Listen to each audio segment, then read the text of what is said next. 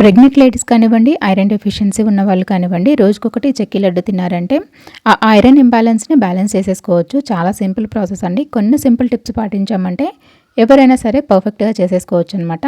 అయితే first thing వచ్చేసి పల్లీలు వేయించుకునేటప్పుడు అవి మీడియం టు సిమ్లో పెట్టుకొని మాత్రమే వేయించుకోవాలి.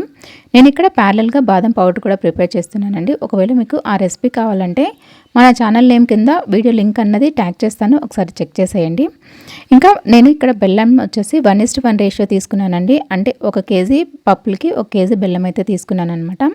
పల్లీలు వేయించుకొని పక్కన పెట్టుకున్న తర్వాత బెల్లాన్ని కూడా క్రష్ చేసేసుకొని ఒక బాండిల్లోకి వేసేసుకొని అందులో ఒక చిన్న గ్లాస్ వాటర్ వేసేసుకొని ఇలా మనకి ఉండపాకం వచ్చేలాగా పాక అయితే పట్టుకోవాలి.